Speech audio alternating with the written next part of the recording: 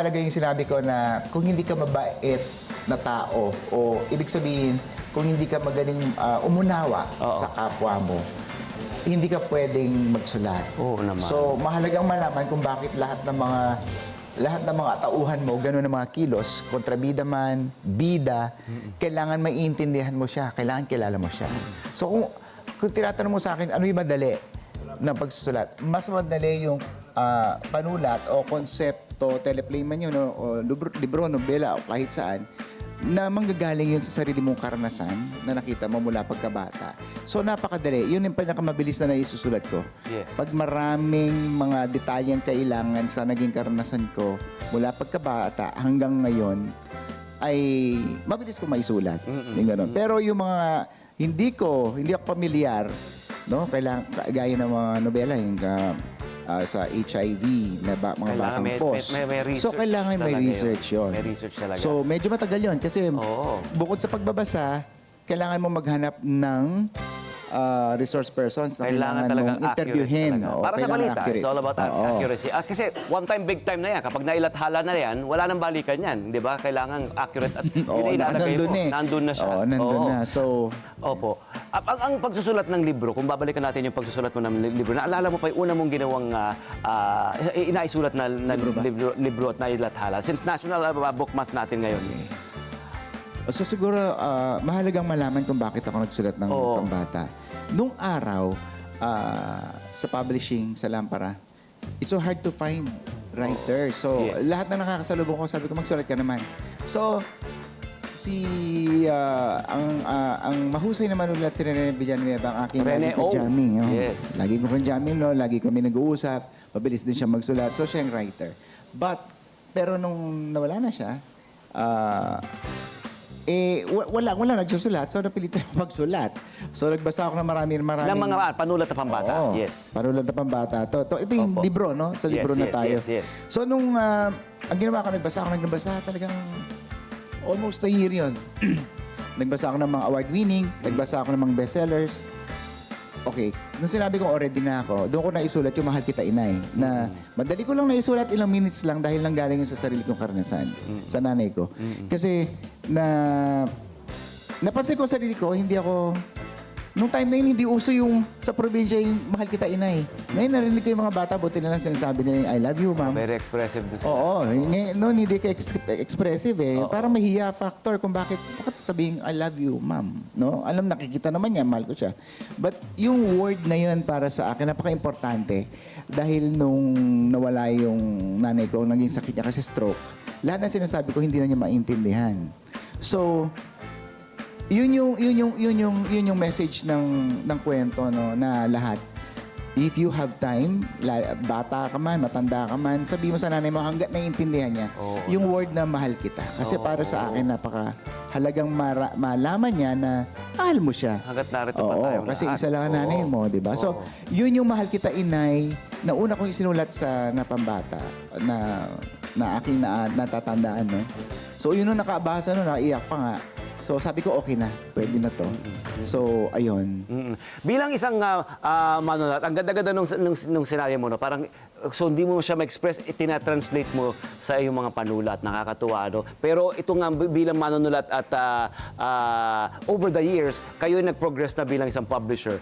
Kamusta ang publishing world ngayon, ang setup ng publishing ngayon, kumpara noon? Kasi nga, di ba, nasa digital age na rin naman tayo at inevitable. We acknowledge na kailangan side by side, kailangan magkatrabaho tayo with the digital na side of it. Pero kamusta po ang ating tradisyonal na paglalathala? Okay. Oo, laging pinag-uusapan yan kasi maraming nagsasabi, ano nangyayari? Yes. Digital na. Oo. Mawawala ba ang libro? Yun ba ibig sabihin? Di ba? Mawawala ba yung physical o romance ng libro na naamoy mo? No? So, mula nung naging bahagi natin ng digital sa mundo, Opo. ang nangyari, nag-ibang landscape. Okay? So maraming challenges. Okay? So kailangan mo namang i-embrace. Hindi pwedeng sabihin mo, i-deny mo sarili mo, wala yan. Oo, okay pa rin ang physical book. But don't forget, ang libro ay isang teknolohiya rin, ha? Technology rin ang Oo libro. naman. Oo So baka isipin nyo, lahat na lang ng mga may ilaw, ang libro ay isang teknolohiya. Binabind, then you turn it. May pages. Innovation So, yan nung ang nangyari dahil marami na nagsusulat, dahil online na lahat, dahil lahat pwede mo na isulat sa Facebook, lahat pwede ka nang gumawa ng nobela sa Facebook, but everything, even in, kahit saan, sa Twitter, may Twitter sa rin na ginagawa. So, tinatanong mo ko anong nang lagay, ang landscape mo? lagay, dumami lang. So, may mga writers na hindi mo nadidiscover dati-dati pa. Ang naging maganda kasi, nationwide o worldwide man, na kung Pilipinong pinag-uusapan natin na writer, malalaman mo yung talento niya kaagad. So, dati-rati, kasi NCR lang ang nagsasubmit sa'yo. Yung iba, tinatamad magdala ng manuskrito. O Tinatamad? yung manuscript. Oo. Tinatamad kasi ang In that layo. sense, Kunwari yes. nakatira siya sa Mindanao, Oo. gusto niya, Paano mo nga naman gusto niya magsulat, paano niya bibiyahe sasubmit? Minsan LBC pa niya, etc. Or whatever, kukuryer. Ngayon, madali na lang. Oo. So, ang lumitang mundo, so marami kami nakikitang talents, no? So, at saka, na-democratize in a way na sa mga konsepto ng panulat, hindi na uso ngayon, hindi na masyado ngayon yung mga in the box o yung mga formula na tinatawag. Tama. So, nakakadiscover kami ng writers na may audience na dati hindi namin tinatanggap kasi alam mo na, itong gusto ng tao, naka-formula, ito ang gusto ng reader. Kunwari sa romance na lang, ang kailangan alpha male, ang kailangan mo sa third chapter, nagkakilala na sila ng lalaki at babae. So meron kaming ganong formula. Ngayon wala na. Anything goes. So lahat ng nagustuhan online, alam namin may audience. Yes. So, ganun ka-exciting. So, alam na namin na, ito may readership. Ito may audience. So, we publish them. We print it. So, in-embrace na natin, di ba? Winelcome Kailangan natin. eh. Kailangan talaga Kailangan. inevitable eh. And then you were Ba't hindi ko embrace? Oo, Nandyan tama. na. Meron akong pamantayan sa buhay. I will not adjust. I should adjust to the world. The world will not adjust to me. Oo. Di ba? So, hindi tayo mabubuhay ng gano'n. Kung ako ay mapilit sa gusto ko, hindi pwede. Oo. Di ba? Tayo mag-adjust sa mundo, nandiyan. Tama. Yeah. So, kailangan talaga. We have to work side by side, di ba? At saka, namimina natin yung potential din, syempre, ng digital na aspeto nito as we go along. Ito nga, kanina, you were mentioning about, romance. Nag-progress na tayo sa YA, di ba? Young adult na mga panulat.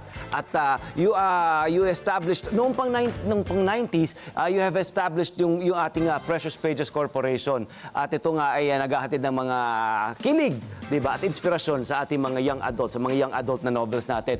At hindi lang yan, itinayo ni Kuya June ang, of course, nabanggit natin, Lampara Publishing House, kung saan ay naipapalathala ang mga kwentong pambata na kinapupulutan po lang ng lahat ng aral. Para po sa mga magulang na nakikinig po sa atin ngayon, ano po ba yung may papayo nyo sa kanila para mahikayat pa ang lahat, ang mga anak nila na magbasa ng libro? Because, guys, books are here to stay, okay? Kailangan talaga suportahan natin yan. Ano po, sir?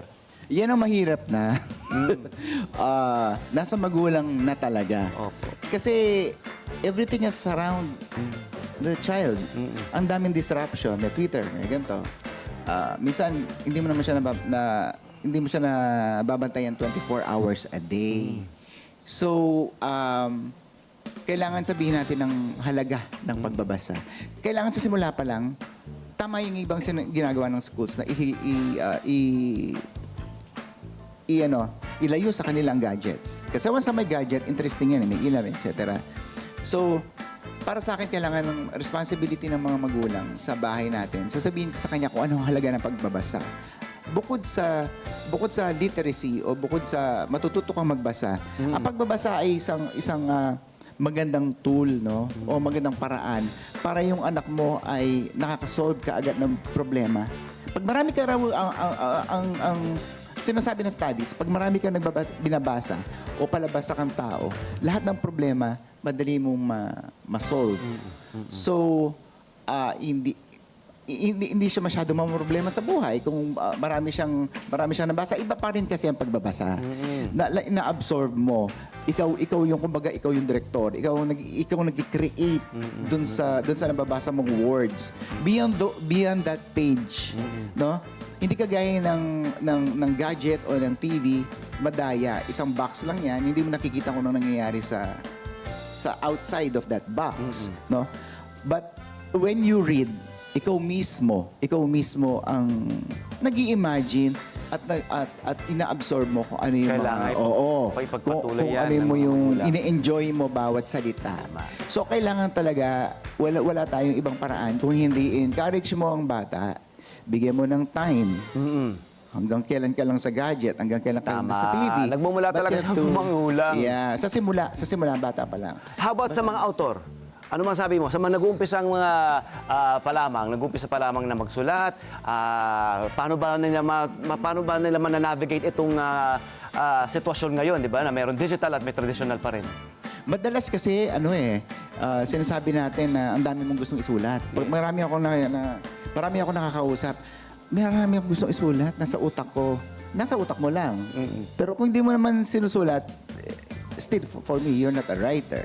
Kailangan mong you have to go through the act of writing. Natapos mo man na hindi, kailangan mong isulat. Kailangan mo magsipag. No? So, yung advice ko, bukod sa kanina, kailangan mo maging sensitive, kailangan mo magsaliksik sa lahat ng mga sinusulat mo. Hindi yung basta na lang sinulat mo, kasi madaling maniwala ang tao pagka-libro na yan. Naniniwala. Alam naman natin na kapag ang libro ay pinapalitan niya ang kasaysayan ng, alam naman natin, Noli Matangari at Elfidios Trismo, alam natin ang nagawa niya, no? Ang nagawa niya sa atin. Ang laking imprint, no? Hindi, malaking Iniiwan sa impluwensya ang pagbabasa, ang Oo, literatura. may imprint talaga sa atin. May Kapag ikaw ay manunulat, kailangan talaga lahat ng sinusulat mo, nire-research mo. Yes. Kailangan tama, hindi siya fake news. Oh, yeah. Kasi pag binasa mo talaga maniniwala, lalo na kung hindi fiction, sinabi mong ganito, kahit sa fiction man, pag nagsalita ka about, lalo na sa medical field, no? Pag sinabi mong ito, ang naging sakit Tamang ito. pagsasaliksik. Oo, yung family Tama. code. Oo. Kailangan tama. Yes. So, ang may papayo ko bukod sa pagsusulat bukod sa pagiging aesthetics, kailangan lahat talaga ni-research mo. Tama pagsasaliksik. So, ayun. Hello po mga Kanet 25! Si Kuya Tony Pet po ito mula sa Love, Tony Pet and Everything. For more Love, Tony Pet and Everything updates, just click on our subscribe button and follow us on our Net25 social media pages at Net25 TV and at Net25 Entertainment Facebook. Magkita-kita po tayo!